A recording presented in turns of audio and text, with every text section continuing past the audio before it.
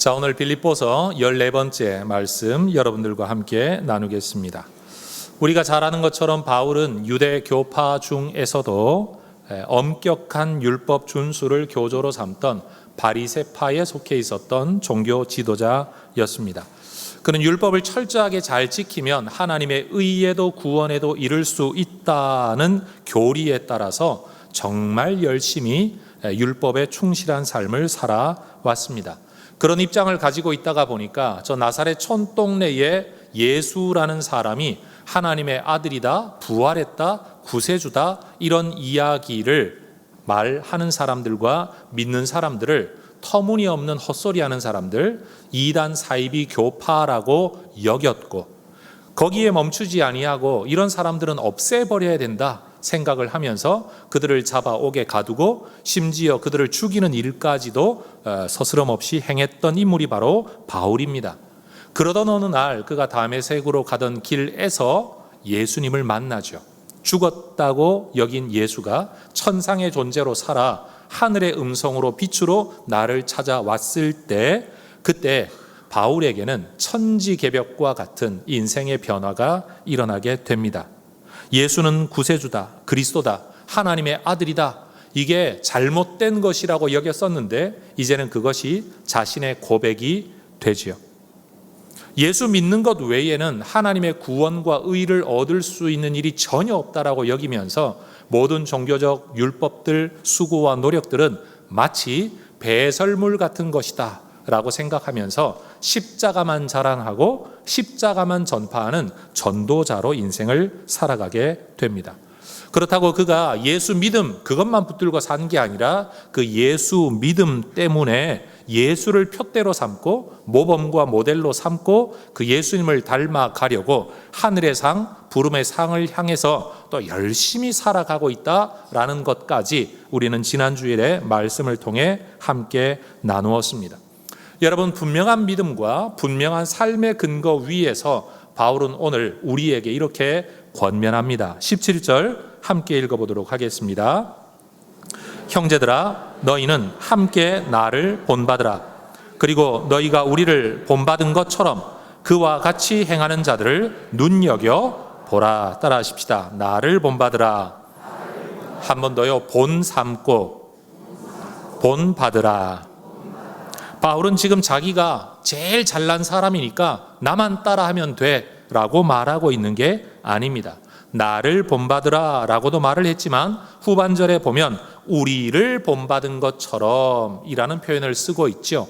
자기만 본받으라는 게 아니라 나와 같은 또 다른 사람들, 예를 들면 디모데나 에바브로디도와 같이 그리스도를 바라보고 그 길을 걷고자 하는 사람이라면 누구든지 그들의 삶을 눈여겨보고 그들의 삶을 본받으라라고 이야기하고 있는 겁니다.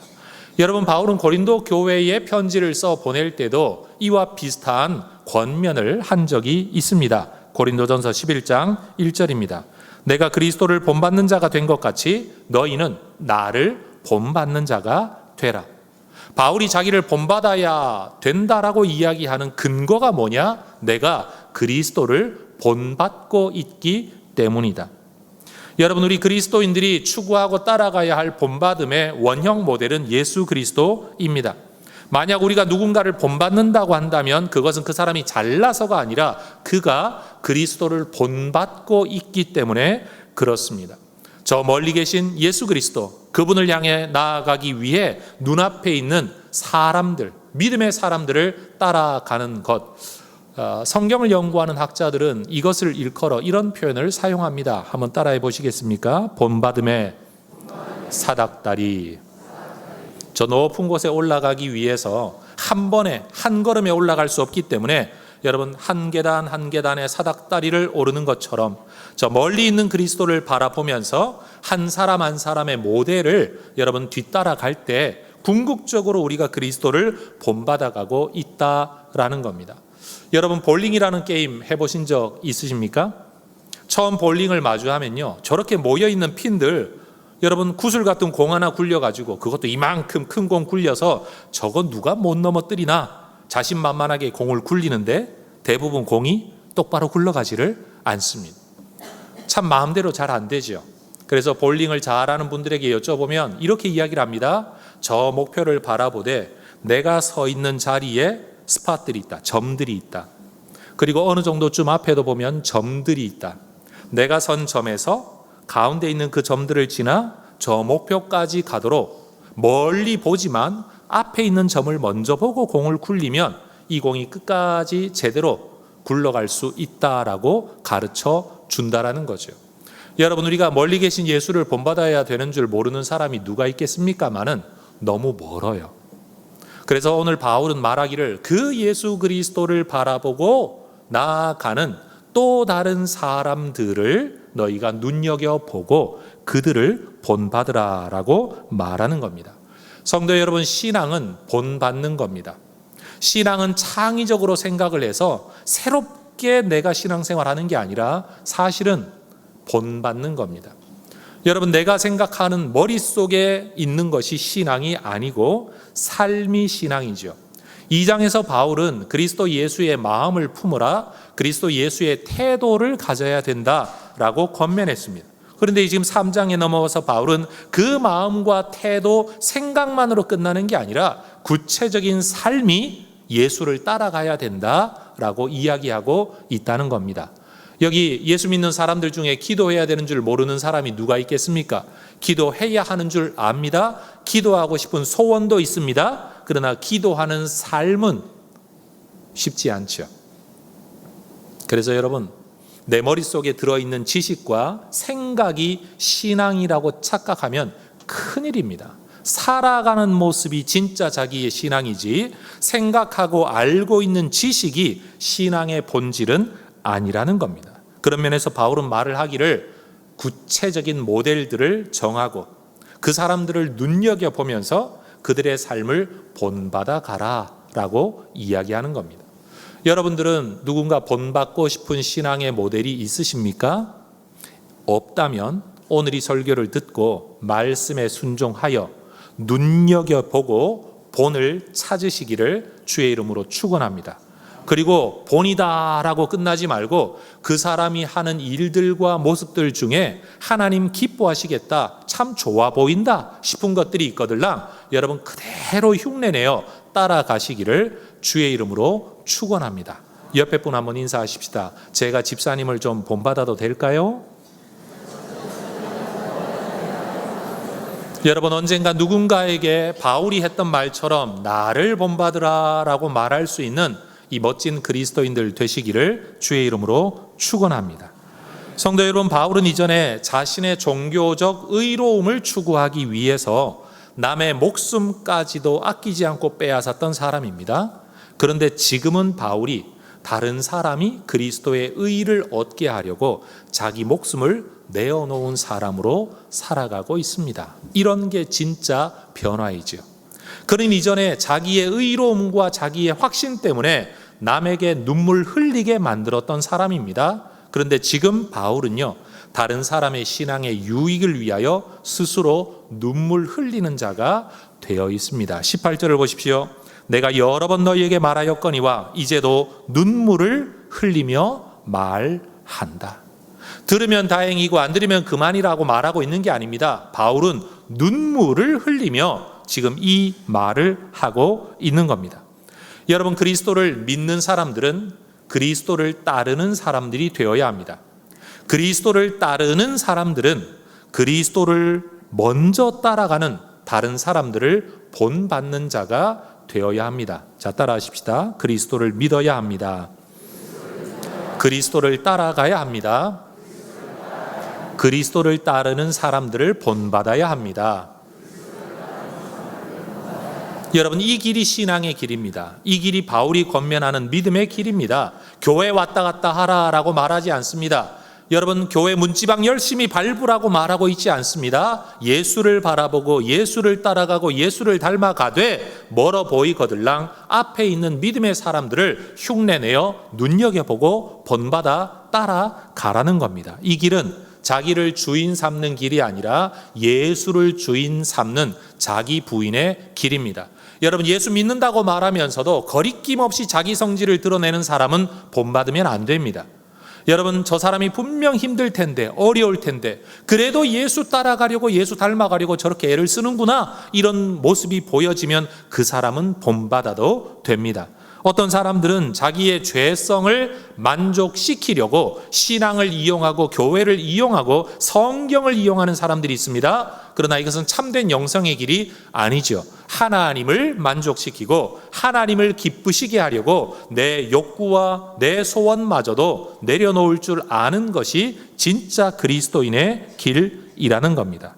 그런데 여러분, 그리스도를 믿는다고 하면서도 따르려고도 닮아가려고도 하지 않는 사람들, 죄악된 속성을 예수 믿는다라고 말하면서도 거리낌 없이 표출하는 사람들을 일컬어 바울은 하나의 별명을 붙여줍니다. 18절 하반절입니다. 여러 사람들이 그리스도의 십자가의 원수로 행하느니라. 따라하십시다. 십자가의 원수. 바울은 이런 사람들이 한두 사람이라고 말하지 않습니다. 극소수라고 말하지 않습니다. 여러 사람들이라고 말하는 것으로 보아 이런 사람들의 숫자가 적지 않다라는 겁니다. 여러분, 이들이 왜 십자가의 원수입니까? 19절, 그들의 마침은 멸망이다.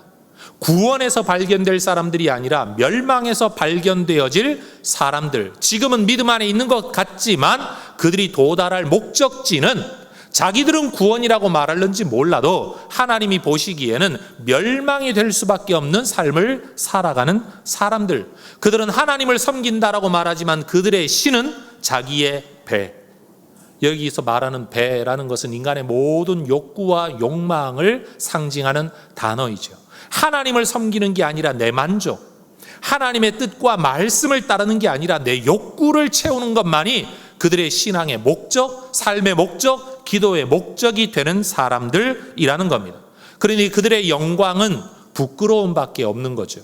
자랑거리처럼 떠들어대는데 알고 보면 하나님 앞에 전부 부끄러워할 일들만 자랑하는 사람들, 그리고 그들은 땅의 일을 생각하는 사람이라고 말을 합니다. 여러분, 이런 사람들을 일컬어 바울은 십자가의 원수라고 부릅니다.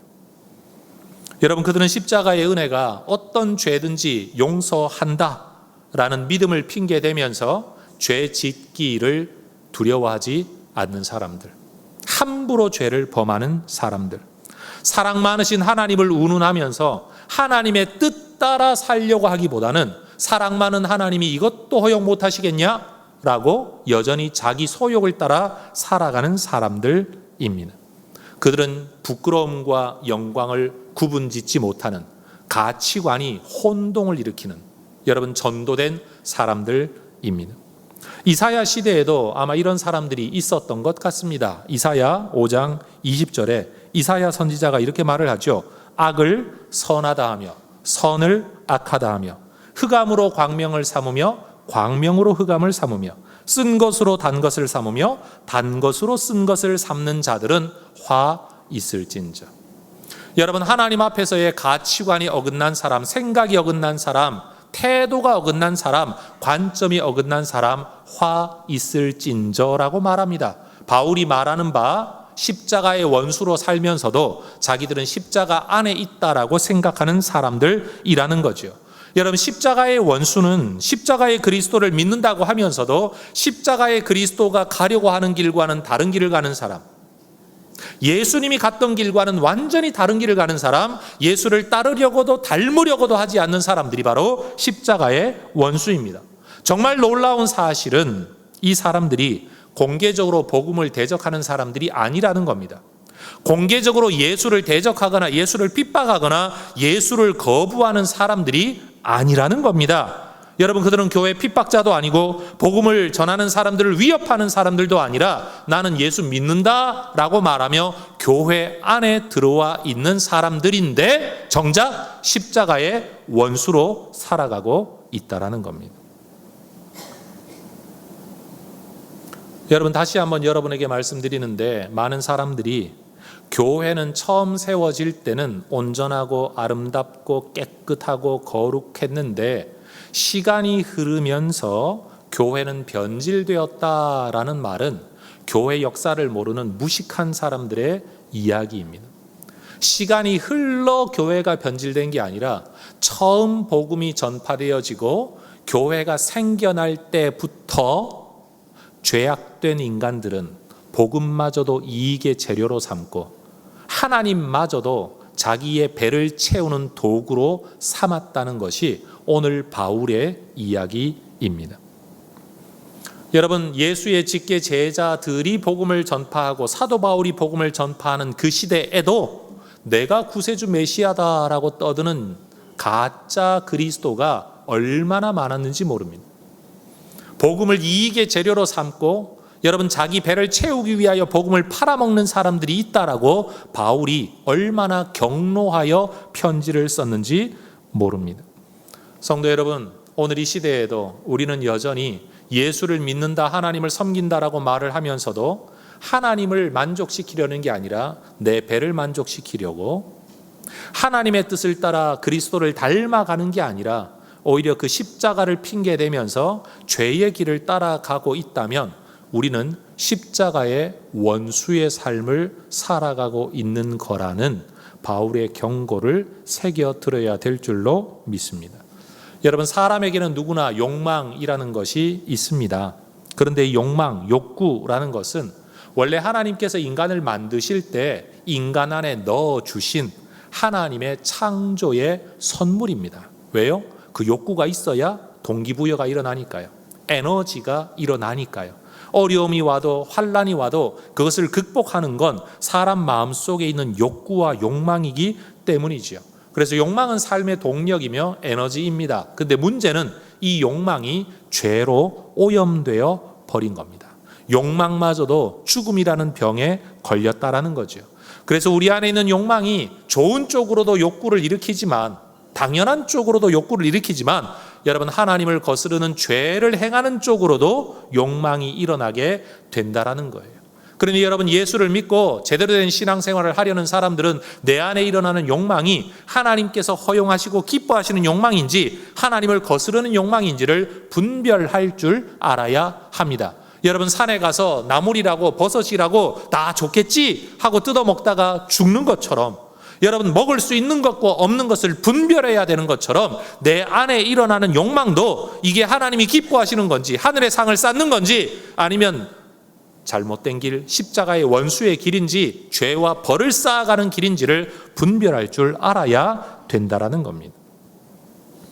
그래서 바울은 빌립보 성도들에게 말하기를, 너희가 로마의 식민지이면서도 로마의 시민권을 부여받은 특별한 도시의 사람들, 너희가 원래 식민지의 땅에 살아가고 있으면서도 세금의 면제와 여러 가지 혜택을 누리는 시민권, 로마 시민권자라는 이 자랑을 가지고 살아가기만 하지 말고 너희가 하늘의 시민권자라는 생각을 가지고 살아가야 된다라고 권면하는 거예요. 성경 20절입니다. 그러나 우리의 시민권은 하늘에 있는지라 거기로부터 구원하는 자 곧 주 예수 그리스도를 기다리는 자들. 따라하십시다. 하늘의 시민권자들은 예수를 기다리는 사람들입니다. 여러분, 우리는 땅의 일을 생각하며 땅에 매여 살아가는 사람들이 아니라 하늘로부터 이 땅에 다시 오실 재림의 예수 그리스도를 믿고 기다리며 살아가는 사람들이 하늘의 시민권자들입니다. 여러분, 우리가 왜 예수 그리스도의 재림을 기다려야 합니까? 21절 보십시오. 그는 만물을 자기에게 복종하게 하실 수 있는 자의 역사로 우리의 낮은 몸을 자기 영광의 몸의 형체와 같이 변하게 하시리라. 그가 누구입니까? 예수님입니다. 예수님이 만물을 자기에게 복종하게 하실 수 있는 분, 그 하나님의 능력과 파워를 가지고 우리의 낮은 몸을 자기 영광의 몸의 형체와 같이 변하게 하실 때가 언제냐? 예수 재림의 때이기 때문에 완전한 구원의 그날을 기다리며 오늘 하늘 시민권자로 하늘의 삶을 꿈꾸며 하늘의 통치가 임하기를 기다리며 살아가야 된다라는 겁니다. 여러분 고린도전서 15장 51절 이하에서도 바울은 이렇게 말을 하죠. 보라, 내가 너희에게 비밀을 말하노니 우리가 다 잠잘 것이 아니요 마지막 나팔에 순식간에 홀연히 다 변화되리니 나팔 소리가 나매 죽은 자들이 썩지 아니할 것으로 다시 살아나고 우리도 변화되리라. 이 썩을 것이 반드시 썩지 아니할 것을 입겠고 이 죽을 것이 죽지 아니함을 입게 될 것이다. 언제? 마지막 나팔 소리에. 사람 나팔이 아닙니다. 하늘의 나팔입니다. 하나님께서 정하신 어떤 시점을 알리는 하늘의 신호가 임할 때에 어떤 일이 일어나느냐? 우리가 다 변화될 거다. 어떻게? 썩음의 육체가 썩지 아니함의 몸으로 변화될 거다. 완전한 구원에 이르게 될 거라는 겁니다. 어떤 사람들은 예수를 믿으면서도 이 땅에서의 죄악된 몸의 욕구, 죄악된 인간성의 욕구를 만족시키려고 그리스도의 십자가마저 이용하는 십자가의 원수로 살아가지만 참된 그리스도인들, 하늘의 시민권이 있다는 걸 믿고 그리스도를 구세주로 믿고 그 그리스도를 본받아 그리스도의 마음을 품고 그리스도를 닮아가며 그리스도를 따르는 자들을 본받으며 살아가려는 사람들의 삶의 태도는 뭐냐? 십자가의 원수가 아니라 요한일서 3장 3절 주를 향하여 이 소망을 가진 자마다 그의 깨끗하심과 같이 자기를 깨끗하게 하느니라. 예수님이 사셨던 그 삶의 습관을 내 것으로 삼고 살아가는 자, 그가 진짜 예수 믿는 자, 예수 따르는 자라는 말입니다. 여러분, 예수를 믿는다고 하면서도 예수와 다른 길을 가는 자는 십자가의 원수입니다. 자, 한번 따라 하십시다. 예수를 믿으면서도 예수와 다른 길을 가는 사람들은 십자가의 원수입니다. 다시요. 예수를 믿는 사람들은 예수를 따라갑니다. 옆에 분에게 질문하십시다. 예수를 따라가고 계십니까? 여러분, 예수 믿는 사람들은 예수 따라가는 사람들입니다. 죄를 짓고 악을 행하고 거짓말을 하고 온갖 나쁜 짓을 하면서도 나 예수 믿으니까 구원받는다. 여러분, 이 사람들은 십자가의 원수요 그들의 마지막은 멸망이라고 성경이 이야기하고 있다라는 겁니다. 많은 교회에서 구원의 확신을 가져야 된다라고 이야기를 하는데, 여러분, 나는 예수 믿고 구원받았다고 확신한다. 여러분, 이것 하나 때문에 다른 모든 것들을 이야기하고 가르치지 않는 교회들이 구원파와 같은 이단들을 만들어 낸다라는 거예요. 예수만 믿으면 다 되는 줄 안다. 그런데 성경은 예수 믿어 구원 얻고 의에 이르는데 예수 믿는 자들은 예수 따르는 자가 되어야 된다. 왜 성경의 이 이야기는 말하지 않느냐라는 거예요. 예수 믿는 자는 예수 따르는 자가 되어야 한다라는 겁니다. 여러분, 세상에서는 육체와 영혼을 구분짓고 육체는 사악하고 영혼은 거룩하다. 심지어 육체는 영혼을 가두는 감옥이다. 육체를 벗어나야 진짜 자유를 얻을 수 있다. 그러니 죽어야 자유를 얻는다. 그래서 심지어 자살까지도 종용하는 이단 사이비 교파와 잘못된 철학의 흐름들이 옛날부터 지금까지 있습니다. 날마다 육신을 쳐서 복종시키라고 말을 하니까 여러분, 몸의 바디만 육체인 줄 알고 있지만 사실 우리가 에덴 동산에서 내어 쫓기고 원죄를 가진 인간이 되었다라는 것은 몸 때문이 아니고요, 우리의 마음, 인격이 하나님처럼 되려고 오염되었기 때문이라는 거예요. 여러분, 영혼은 거룩하고 육체는 악하다. 이거 성경의 가르침 아닙니다. 영혼도 오염되었고 육체는 죽음의 병에 걸려 있다. 이게 지금 우리의 형편이라는 겁니다. 사실 성경은 우리의 육체를 두고 하나님의 성전이라고 이야기합니다. 그런데 성전은 성전인데 이게 완전한 성전이 아니에요. 21절을 보면 바울은 그렇게 말하지 않습니까? 우리의 낮은 몸을 자기 영광의 몸의 형체와 같이 변하게 하시리라. 따라 하십시다. 낮은 몸, 영광의 몸. 다시요. 낮은 몸, 영광의 몸. 바울은 낮은 몸과 영광의 몸을 대조시키고 있습니다. 영광의 몸은 예수님이 변화되신 그 몸입니다. 죽었다가 살아나신 예수님께서 제자들이 문을 닫고 있는데도 그곳에 나타나시고, 심지어 제자들과 함께 조반을 드시기도 하는데 구름을 타고 하늘로 올려가시는 희한한 몸, 그게 변화된 몸이에요. 지금 우리의 몸은 뭐냐? 낮은 몸이에요. 하나님의 성전이라고 일컬어지긴 하지만 제대로 된 기능을 온전하게 하지 못하는, 더 정확하게 번역하면 굴욕의 몸을 가지고 있는 것, 그게 지금 우리의 형편이라는 겁니다. 이 안에서 살아가는 우리가 영원한 구원을 꿈꾼다는 건 빨리 죽어야지가 아니라는 겁니다. 많은 사람들이 착각합니다. 내가 죽기만 하면 당장 구원이 이루어지는 줄 알지만 여러분, 죽음은 구원의 완성이 아닙니다. 자, 따라하십시다. 죽음은 구원의 완성이 아닙니다. 한 번 더, 죽음은 구원의 과정입니다. 여러분, 우리가 죽으면 당장 우리의 인격은 하나님을 마주 대하게 될 겁니다. 그러나 여러분, 우리의 육체, 죽은 시신은 이 땅에서 썩어져 가고 있을 겁니다. 여러분, 우리가 하늘나라에 갔다라고 말을 하지만 아직도 우리의 몸은 우리와 분리되어 있습니다. 그런데 세상 마지막 날, 예수 재림의 날이 되면 어떻게 되냐? 죽었던 모든 육체들이 부활하게 될 겁니다. 여러분, 낮은 몸이 아니라 영원한 변화의 몸으로 우리의 인격과 영혼이 우리의 몸과 다시 만나 변화된 몸으로 천국에 들어가게 될 거라는 겁니다. 이것이 성경이 말하는 진짜 구원의 완성입니다. 여러분, 죽고 육체는 버려버리고 가는 게 아니라는 거예요.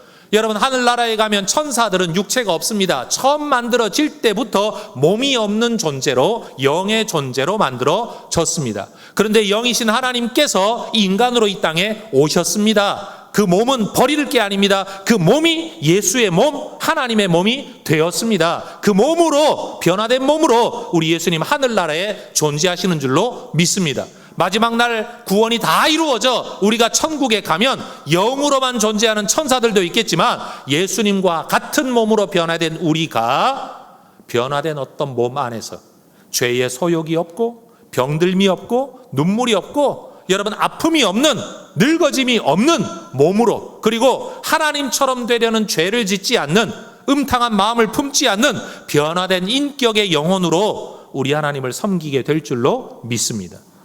그런데 여러분, 예수 믿는 사람들은 죽음의 날을 기다리면 안 되는 거예요.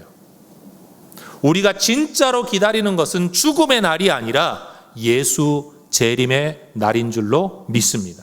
여러분, 죽음은 구원의 완성이 아니기 때문에 그런 거예요. 완전한 구원이 이루어질 그날이 언제냐? 하늘의 나팔 소리와 함께 모든 죽었던 몸이 일어나게 될 그 날. 옆에 분에게 한번 질문하십시다. 예수 재림을 기다리고 계십니까?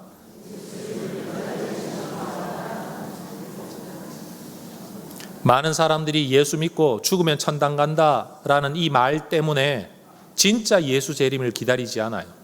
예수 믿으면 끝난 줄 알고 예수 닮아가는 것도 하지도 않고, 여러분, 예수 믿다가 죽으면 천당 가는 줄 알고 내 몸의 소중함을 모르고 변화될 예수 재림의 날은 구원과는 아무 상관이 없는 날, 나 죽고 난 뒤에 예수님이 재림하든 말든 나하고 뭔 상관이 있어? 라고 생각하는 착각을 하고 있다라는 겁니다.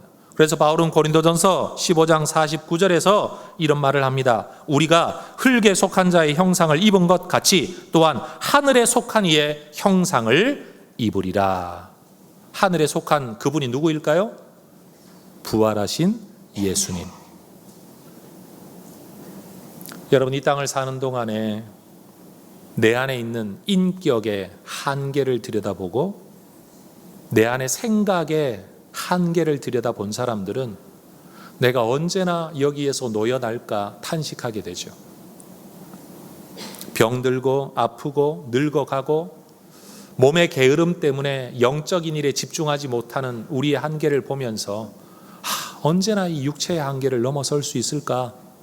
그래서 여러분, 우리가 낮은 몸 가운데 산다라는 것은요, 죄로 오염된 영혼과 인격, 그리고 죽음의 병에 걸린 몸, 이 안에서 살아가는 거거든요. 우리가 완전한 구원, 진짜 예수의 구원을 꿈꾼다는 건 뭐냐? 이 영혼과 죄성에서 완전히 노연한 변화된 인격, 그리고 죽음의 병에서 완전히 노연한 변화된 몸, 그 모습으로 우리 하나님을 섬기게 될 날을 기다리는 것이 진짜 그리스도인의 신앙이라는 겁니다. 그래서 여러분, 이 땅을 사는 동안에도 우리 예수 믿는 자들의 모든 삶과 윤리의 밑바탕에는 두 개의 기둥이 있는데, 첫 번째는 예수의 십자가이고요, 두 번째는 예수의 재림입니다. 다시 말하면 예수님이 이 땅에 구세주로 오셨던 초림과 예수가 다시 심판자로 오시는 재림, 이 두 가지 사실을 확실하게 깨닫고 믿는 자가 여러분 십자가의 원수로 사는 게 아니라 예수를 닮아가는 진짜 하늘의 백성으로, 하늘의 시민권자로 이 땅을 살아갈 수 있다라는 겁니다. 여러분, 예수 믿지 않고는 의로워지지 않습니다. 예수 믿지 않고는 구원 얻을 수 없습니다. 예수 믿지 않고는 하나님의 백성 되지 못합니다. 예수 믿지 않고는 성령 받지 못합니다. 성령 받지 못한 자가 하늘로 들어갈 수 없습니다. 왜요? 하늘나라 통과 패스가 성령이기 때문에 그렇습니다. 그런데 이 땅에 그 성령 모시고 예수 믿고 살더라도 여러분, 우리는 구원이 완성된 게 아닙니다. 여전히 우리는 낮은 몸 가운데 있습니다. 죄로 오염된 인격 속에 살아가고 있기 때문입니다. 기도하면서도 딴 생각하고, 전도하면서도 딴 생각하고, 선교지에 가서도 범죄하고, 여러분 하나님 앞에서 우리는 얼마나 많은 죄를 범하며 살아가는지 모릅니다. 마음 때문에, 육체 때문에. 이 마음과 이 육체를 완전히 변화된 것으로 받게 될 그 날, 바울은 지금 빌립보 성도들에게 그 날을 기다리며 주 예수 그리스도의 하늘로부터 이 땅에 오실 날을 기다리며 살아가는 자가 되어야 된다라고 권면하고 있다라는 겁니다. 그래서 바울은 4장 1절에서 말하기를, 그러므로 나의 사랑하고 사모하는 형제들, 나의 기쁨이요 면류가 아닌 사랑하는 자들아, 이와 같이 주 안에 서라. 따라 하십시다. 이와 같이. 이와 같이. 이와 같이가 뭡니까? 십자가의 원수 되지 말고 나를 본받는 자 되어서 완전한 구원이 이루어질 그 날, 변화된 몸을 꿈꾸며 기다리는 그 삶, 그 믿음을 가지고 주 안에 서서 살아가라는 겁니다. 성도 여러분, 주 안에서 발견되시기를 주의 이름으로 축원합니다. 예수 믿는다고 하면서도 예수의 길이 아닌 다른 길에서 발견되는 사람들이 있죠. 여러분, 어렸을 때 그런 경험 없으십니까? 공부한다고 학원 간다, 독서실 간다, 도서관 간다 해놓고 노는 데서 발견되는. 여러분, 예수를 믿는다라고 말을 하면서도 예수를 따르는 길이 아니라 다른 길에서 발견되는 자들, 십자가의 원수 되지 말라는 겁니다. 나를 본받는 그 길, 내가 따라가는, 예수 따라가는 그 길, 그 길에 네가 있으면 좋겠다. 거기에서 오늘 때문에 탄식만 하지 말고 완전한 구원이 이루어질 그 날을 기다리며 하늘 시민권 가진 자로서 바라보며 오늘을 인내하며 주 안에 서서 너희들이 살아가게 되기를 나는 원한다. 전 우리 혜성 가족들이 그렇게 되시기를 주의 이름으로 축원합니다. 아마 이 예배를 드리고 있는, 이 설교를 듣는 분들 가운데도 십자가의 원수로 살아가는 분들이 있겠죠. 예수 믿는다라고 하면서도 아무 거리낌 없이 죄 짓는 사람들, 무슨 죄든지 용서받을 수 있다라고 말을 하면서 죄 짓는 일에 양심의 가책도 없는 사람들, 예수 이름을 팔아먹고는 있지만 진짜 예수 십자가의 의미가 뭔지, 우리에게 원하는 삶이 뭔지도 생각하지 않고 자기 배만 채우려고 살아가는 사람들, 부끄러움을 영광인 줄 아는 사람들, 그 길의 마지막이 멸망인 줄도 모르고 살아가는 엉뚱한 사람들, 여러분 그런 자리에서 발견되지 않아야 할 줄로 믿습니다. 여러분, 죽어야 할 처지에서 하나님의 은혜로, 정말 공로 없고 자기 의가 없는데 오로지 하나님의 은혜로 구원 자리에 왔는데, 거기에서 하늘 시민권자답게 하늘 바라보고 주님 가르쳐 주신 표대 바라보지 않고 하늘 것, 위의 것 바라보지 않고 뒤돌아보고 살다가 망한 인생이 하나가 있어요. 롯의 아내이죠. 창세기에 보면 하나님께서 아브라함 때문에 롯과 그의 가족을 건지기로 작정하시고 일방적인 은혜를 베푸시죠. 의로운 게 뭐가 있습니까? 자기 의가 하나도 없는 사람들이었습니다. 중보자 아브라함의 이야기를 듣고 마치 예수님을 상징하는 것 같지 않습니까? 중보자 아브라함의 간청 때문에 롯의 가족이 살아납니다. 예수님 때문에 우리가 살아난 것처럼 말이에요. 그런데 그렇게 부름받은 그 자리에서 창세기 19장 26절에 롯의 아내는 뒤를 돌아보았으므로 소금 기둥이 되었더라. 여러분, 롯의 아내가 왜 뒤를 돌아보았을까요? 그 땅에서 여러분 유황불에 죽어가는 사람들이 불쌍해서 돌아보았을까요? 아닐 겁니다. 미련 때문일 겁니다. 장롱 안에 넣어둔 다이아 반지 때문에, 금반지 때문에, 먹어야 되는데 못 먹고 나온 냉장고 안에 음식 때문에, 입고 나와야 되는데 못 입고 나온 지난주에 산 새 옷 때문에, 여러분 세상에 썩어질 땅의 것들 때문에 미련 가지고 뒤를 돌아보다가 구원의 자리에서 멸망당해버린 사람이 롯의 아내라는 말입니다. 여러분, 우리는 구원 이룬 사람 아니지 않습니까? 이루었다, 잡았다, 도달했다, 여러분 이런 생각 안 해야 된다라고 바울이 지난주에 말하지 않았습니까? 구원 받았지만 구원을 향해 달려가야 할 사람들, 표대를 향해, 부름의 상을 향해, 하늘을 향해 달려가야 할 사람들, 멈춘 것처럼, 이룬 것처럼 그렇게 살아가면 안 된다라는 거죠. 돌아보면 안 된다는 거죠. 앞을 내다보라는 거죠. 하늘 보라는 거죠. 하늘의 시민권 바라보라는 거죠. 땅의 일 말고 하늘의 일 바라보라는 거죠. 배를 채우지 말고 하나님의 마음을 채우는 자가 되라라고 말하지 않습니까? 우리 혜성의 가족들이 그런 성도들이 되시기를 축복합니다. 집회를 다니고 교회를 다녀보면 여러분, 정말 예수는 믿는다고 하는데 삶의 가치와 방향성은 정말 땅의 것만 추구하고 살아가는 사람들을 얼마나 많이 만나는지 모릅니다. 바울은 골로새 교회에 이런 권면을 합니다. 여러분과 함께 읽기를 원합니다. 골로새서 3장 1절에서 6절입니다. 그러므로 너희가 그리스도와 함께 다시 살리심을 받았으면 위의 것을 찾으라. 거기는 그리스도께서 하나님 우편에 앉아 계시느니라. 위의 것을 생각하고 땅의 것을 생각하지 말라. 이는 너희가 죽었고 너희 생명이 그리스도와 함께 하나님 안에 감추어졌습니다.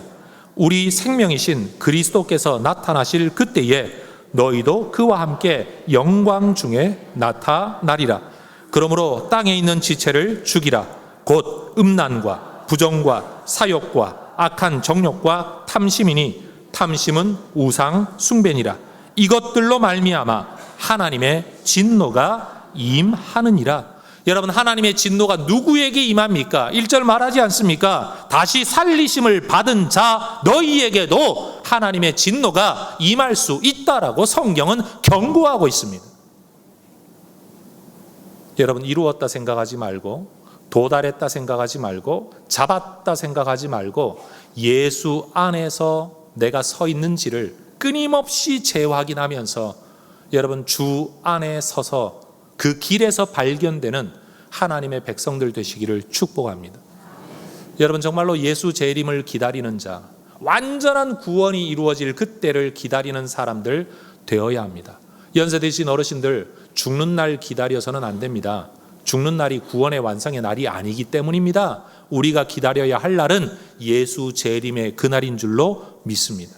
그런데 오늘날 성도들 가운데 예수 재림을 기다리는 사람이 몇 사람이나 될까요? 주여 나중에 오시옵소서. 아멘 주 예수여 오시옵소서 하면 머리 숙이고 노멘 하는, 여러분 이런 사람들이 얼마나 많습니까? 여러분, 우리의 완전한 구원의 그날을 가슴에 품고 여러분 짧은 인생 사는 동안에 예수 뒤따르는 그 길에서 우리 모두가 발견되기를 주의 이름으로 축원합니다. 그런데 여러분, 바울은 분명히 말합니다. 눈물을 흘리며 말하노니. 여러 사람들이, 교회 안에 있는 여러 사람들이 십자가의 원수로 행하고 있느니라. 그러니 내가 너희들에게 권면한다. 주 안에 굳게 서라. 나를 본받으며 예수 따라가며 이 길에 굳게 서라. 우리 혜성가족들 모두가 예수 닮아가고 예수 따라가고 예수 따르는 자 본받아가는 하나님의 백성들 되시기를 주의 이름으로 축원합니다. 십자가의 원수 되지 마시고 십자가의 전달자, 십자가의 통로 되셔서 우리를 볼 때 저 사람들은 정말 열심히 살아가는 시민인데 하늘 시민권을 더 사모하는구나. 저 사람들은 진짜 예수 믿는 사람들이로구나. 저 사람들은 진짜 예수님 다시 오실 날을 믿나 보다 기다리는구나. 여러분, 이렇게 보여지는, 그렇게 드러나는 믿음의 사람들 되시기를 축복합니다. 기도하겠습니다.